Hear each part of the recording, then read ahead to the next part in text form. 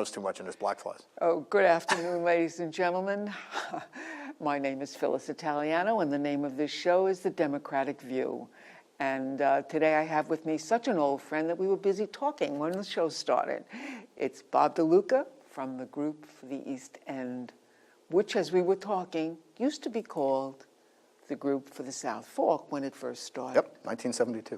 1972. Yep. Wow. Is that how old the Bridgehampton Commons is? Well, that project, shortly thereafter, that project came to be. So it's in the original, there's two sections. People may not know that there used to be a drive-in movie theater on what is now where the King Cullen is. Uh-huh. And the east side, it was originally a Grant's department store that project was. And by the time I showed up here, years later, the movie theater was abandoned. And then the movie theater came in as what is now the second half of that piece. Uh-huh. Yeah. And where were you born and raised, by the way? So I'm from Connecticut, and I was born in Bridgeport, but I was raised mostly in Newtown and then the next town over, which is Bethel. So that's right, Newtown. I remember that yeah. You're not far from that area. Right. So I had in those days, when I was a kid growing up in Newtown, you could bale hay in the summertime and walk. It was a pretty rural existence. Yeah, it's more suburbanized now, but back then. Well, that seems to be the gist of America. Rural becomes suburbanized. Yep. Well, it's the course which is, of things. as far as I'm concerned, a dirty word. Well, you see those old pictures when you could look across, the East River, and there were farms in Queens, right? So. Well, I must say, I was born and raised in the Bronx. There never were farms in the Bronx, as far as I know. There was always apartment houses. Right. But my question to you today is, what do you think of what's happening here? My perspective may be different than a lot of people's because I have to look at a lot of details of things that most people can kind of drive by. I think we are at the best of times, worst of times kind of thing. There has been a lot of, this past month, the Community Preservation Fund raised its billionth dollar for land protection. And it's probably saved more than 10,000 acres across the region in the last 15 years. And that fund, but for that fund, if you think that the course of development is fast now, the place would have been pretty much paved over.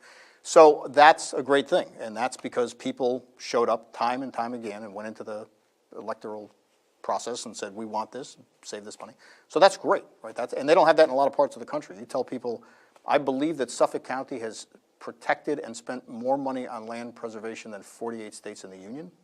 So we do try here, and a lot of times, we're leading the pack. Well, that makes me happy. I'm so happy to hear that. At the same time,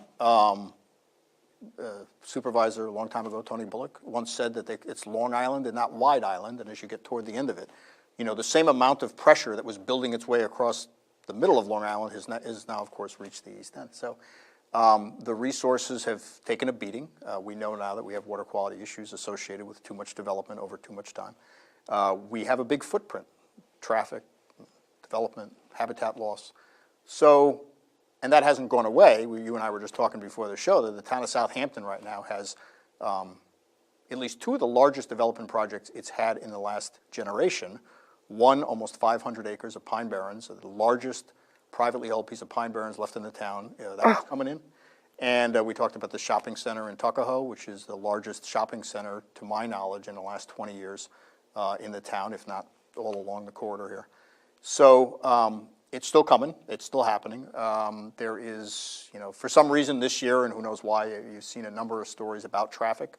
It seems that the spike of traffic that hits in the spring this year seems to be astronomical. We've had issues here in East Hampton about airport traffic, helicopters, things like this. So, we get someplace and we kind of spread out and we have an impact. So I always look at it, I don't think you could stay in this business if you only looked at the dark side. And sadly, there is one, right? The state of New York, at the end of last year, basically looked at about 600 species across the state. I know. And half of those species basically look like they need additional conservation attention. And half of those species, if we don't do something serious and soon, may disappear from the state of New York. And here's the great thing about that study, which I found fascinating. When people hear that, you think, well, it's some obscure beetle someplace, or it's a frog or whatever. If you look at that state list of the species that are in real trouble, on that list you will find winter flounder, lobster, hard clams, scallops, things that we consider to be as ubiquitous as, regular grass and trees, right? They're on that list. So we really have our work cut out with respect to water quality for sure. And I think with respect to managing the land that is left available for development and how much we try to cram onto that land, and what do we do to manage the long-term impacts of what's here. Those are the big challenges, for the future. One of the things I have noticed, and I'm going to get back to that list you mentioned, but one of the things I have noticed as I avoid traffic, we all know how to get around traffic if you live here, is the houses that are being built now at an incredible rate. And they are not built for people. They are built on speculations. They're just builders who want to build, are so enormous that there's one in particular that I pass by, that I swear to you will probably wind up being an old age home. It's like a castle. It's so huge. In Bridgehampton, below 27. Now, why is it that no one is saying anything about some kind of limit on house size, limit on how much you can build on a piece of property? Well, it's interesting, in Sagaponack and in some areas there actually there is a size limit, 12,000 square feet in some places, which is a pretty big house. But that is 1,000 square feet. I know. It's like a gym for a school. I lived in 875 with 2 kids and a big dog for quite some time. I remember, in fact, you may remember the Rennert House in Sagaponack, which was the house that ate the Hamptons and all that. And I remember that the mechanical building for that house was bigger than the house that I was living in with my family when that application came in. So it's all relative out here. And that's one of the guys that has all of the water, that they're using more water than the rest of us use. That's the thing. If you buy, and part of it's driven by value, right? So if the value of a lot is, $2 million, people who buy a $2 million lot expect to put, $2 million property plus on top of it, right?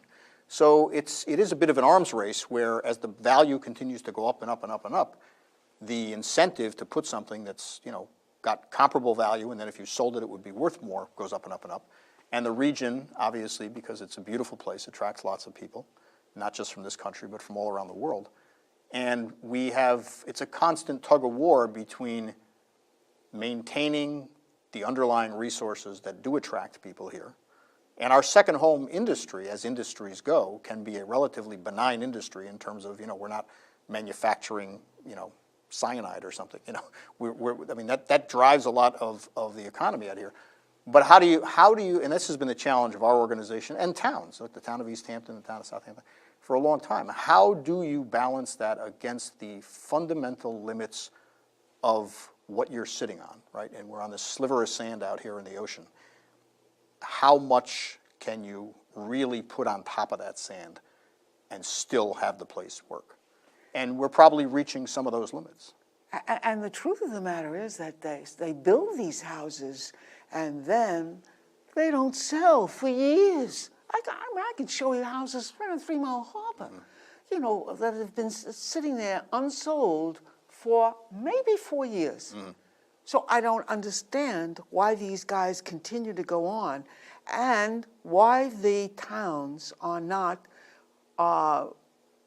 fighting harder. Now, I'm not going to say that East Hampton doesn't, because East Hampton is much more aggressive than Southampton is about saving and doing things.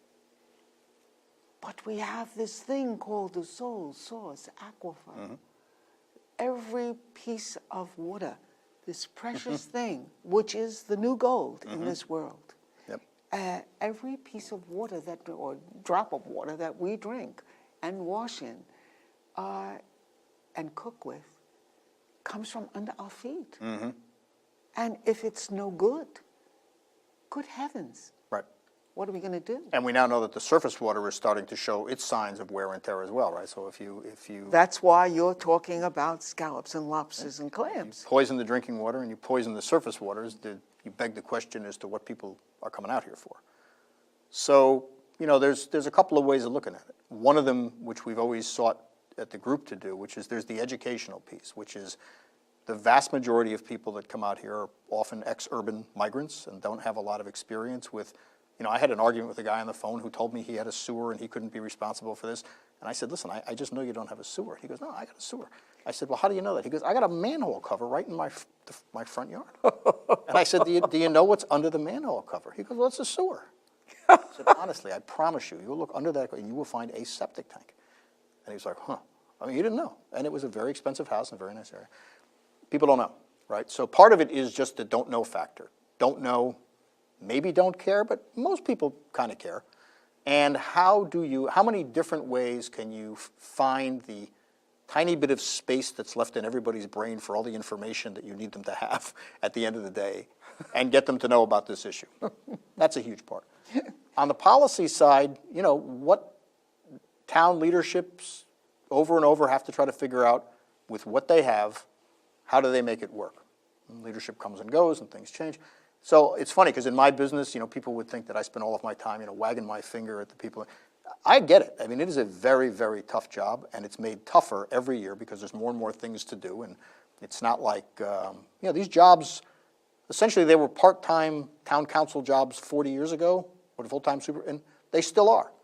And I can't believe the world hasn't gotten a little more complicated, right? So there is a lot going on in many dimensions that causes this to happen.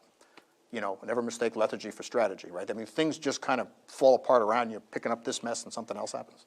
Same is true in the way that we manage the landscape. You look out one day and something changes and nobody, the permit got let and nobody knows how. And so, how the policy gets set is really important because those are essentially, those are the guideposts around which towns do their work. The town of East Hampton, will end up when it's fully built with probably no less than maybe 48, 50% of its land protected. Unbelievable. Now, they had some help. Montauk, parks, and so forth. It's not all evenly distributed. But the town very early on looked at its zoning and said, how many units of development do we think we can have here? And they changed that number, as did Southampton. They looked at areas that were sensitive for water, quality protection. And they changed how much you could clear. So there have been a lot of efforts made. I think the thing which is tough on all of us, and I've kicked around since 1984 or 85 out here working on this stuff, is even when you get it and you did this and you did that and you changed this, and then suddenly you find out it wasn't enough, right? So we have to continue, and this is why the town of East Hampton, again, is putting a wastewater management plan together to try to get a handle on that. Absolutely. It never really does end, and I don't think that we really fully understand either the wake that we leave behind or the footprint that we have for 10 or 15 years after we get here. So there's not an immediate response time, and that's tough. So you put something in the ground, it looks okay, a few years it's fine, 15 years later there's a water problem, and that's the challenge in areas that are restricted by the natural assets that they have. This whole region, the entire East End, frankly most of Long Island, is a highly sensitive area. But the population overall on the island is pretty darn high.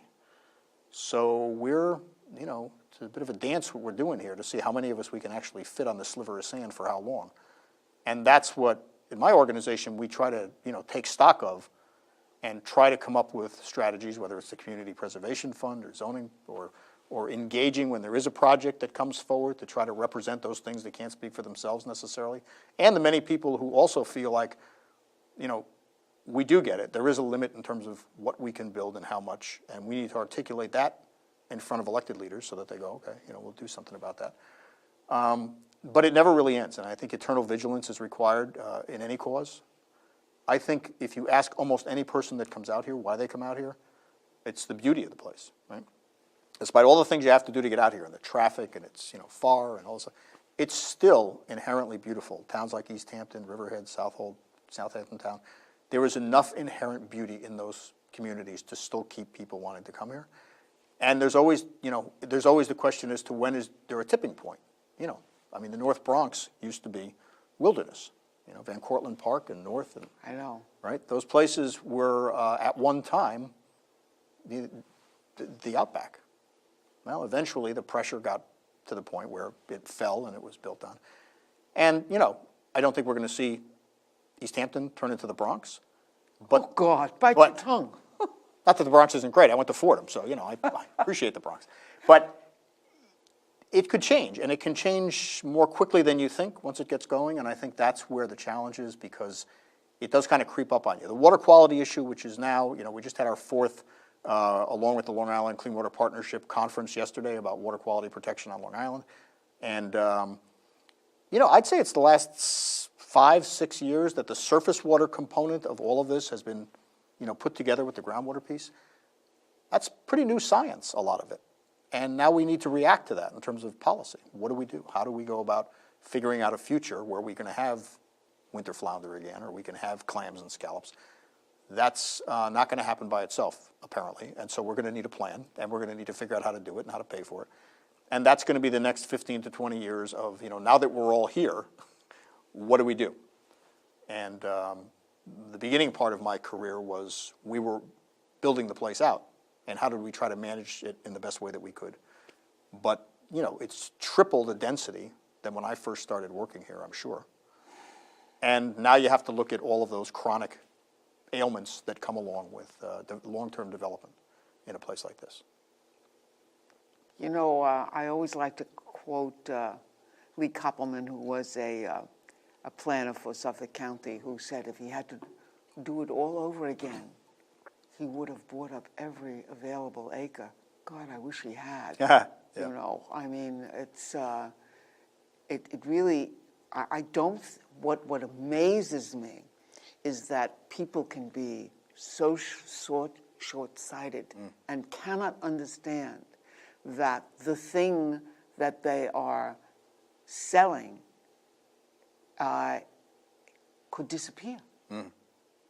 I mean, I was in the water the other day, took my first swim. Water was very cold, you know, hard to get in, but then hard to get out. And I drove away with all the windows open saying, oh, I love Maidstone Park, oh, I love Maidstone Park. And I swear, I think I would lay my life down to protect Maidstone Park. And I think more people have to get aware of the fact that we have to do things to continue. One of the things we have to do is we have to make sure the people we put on these boards, you know, like, again, planning and zoning, and are people who have some kind of vision for the area. Yeah, and you know, that's also a very difficult job. You're sitting there may be 7 applications in front of you, and you're trying to go through them, and you know, you have articulate, informed attorneys on the other side representing their clients very actively and assertively, and you're thinking to yourself, well, you know, I'm not really a planner, right? Sounds pretty good. You know, I mean, it's human nature. How do you get folks in those positions, you know, sort of trained up to have the greatest strength that they can?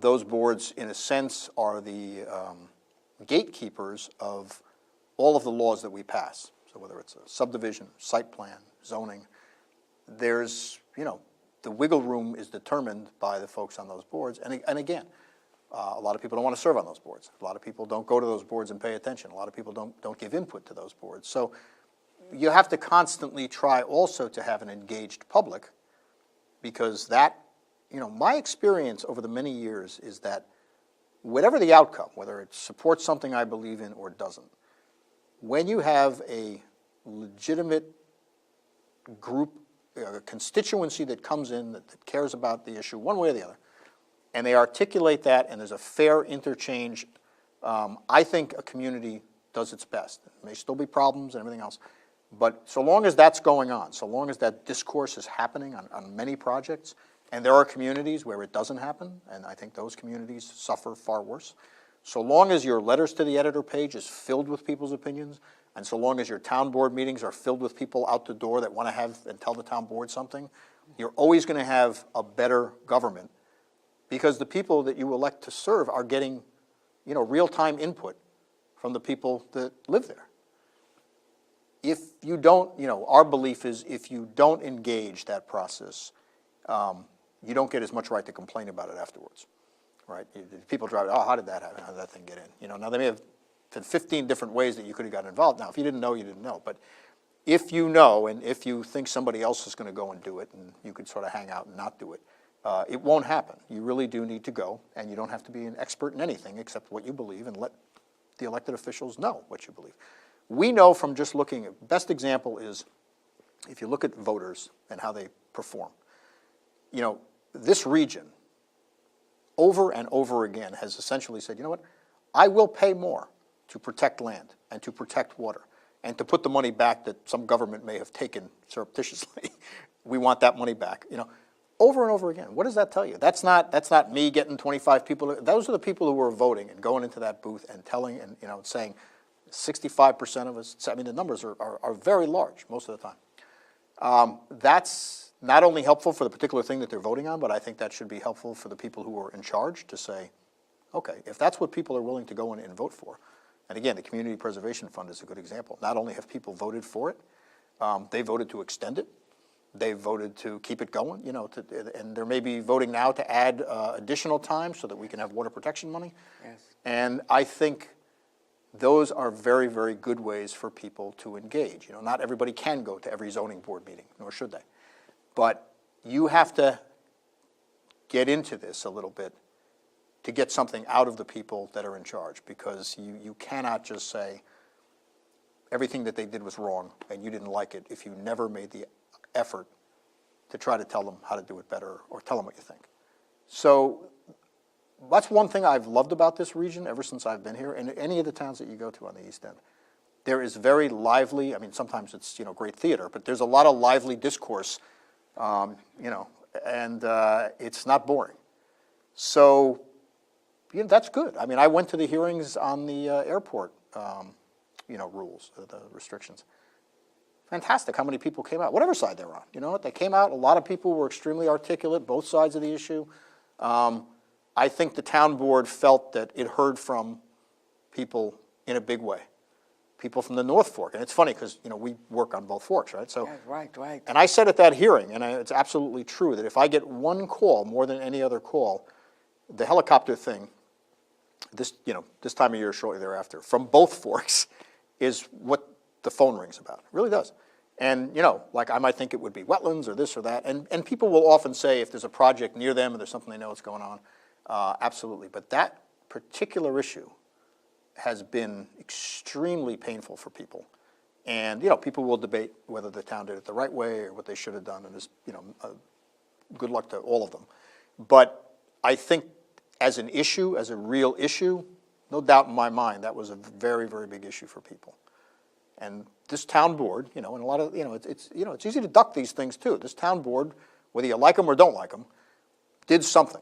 And I think they reacted to a legitimate call for action. Yeah, they bit the bullet and they went ahead and they, well, I mean, Kathy Burke-Gonzalez just did an incredible job of the way she organized it and made it so that the people on both sides had an opportunity to voice their objections or their in favor of. But in the meantime, between that and then the reports about the fact that the airport could be, you know, self-sustaining and didn't need FAA money. But I think also that the airport is really a very, very key issue in many ways, because it just shows how things got out of control. I mean, what started out as this became that. Right, and I think, you know, the airport has been there for a very long time, and yet Yes. a new mode of transportation, which was not all that common, became very common. That, coupled with more and more people living in closer proximity, maybe than they did 25 years ago, created, you know, got that pot to boil, because those two things created this conflict. And we see it all, you know, again, things you can't necessarily predict. So, you know, I've said this many times, I think there's an assumption that these the environmental issues in particular, the federal government or somebody else is doing that, but I'd say about 85 to 90% of the land use decisions that determine what a community looks like and what its environmental health is are made locally by planning boards, zoning boards, town boards, particularly in this state. a very strong home rule state. Zoning is very strong here. Local governments have a tremendous amount of independence and authority. And I don't think a lot of people, understand that. How many different decisions, if you looked at the docket of the planning board, the zoning board, and the town board, and you read the papers out here, right? How many issues related to the environment, whether it's what's going on in Montauk and whether you put sand there or sandbags, right, or whether it's going on at the airport here or a development project in Southampton, that's all happening locally. That's all happening here. I worked in Washington for a while. I worked with the National Wildlife Federation. And some of those issues were, global issues, very big picture kind of issues. And one of the things which I've always found fascinating about this kind of work is that you are right toe-to-toe with people who agree with you and don't agree with you. And it's very real. And it's good. It's not esoteric, really, that you're sort of hoping that something, a million miles away is getting worked on.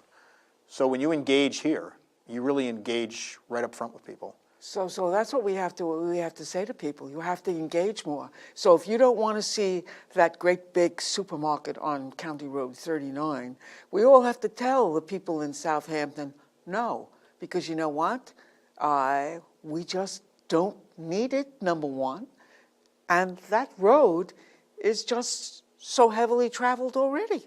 Yeah, And it's the gateway to the rest of the Hamptons. Yeah, we've struggled to understand that project since it came in. The zoning basically didn't allow for it. And what's proposed there in light of the principal impact, which is that roadway and that traffic, doesn't make a lot of sense to us. But people have to tell the town board because... And we will continue to do that. And Bob, thank you so much. Please come again because Anytime. You're one of the men I love to talk to because you have vision. Well. And that's very It's important. not that good, but it's... Yeah, well, that's all right. I know people who don't wear glasses and they can't see around the corner. Well, thank you. It's always great to come. I get so involved. I look up and I feel, oh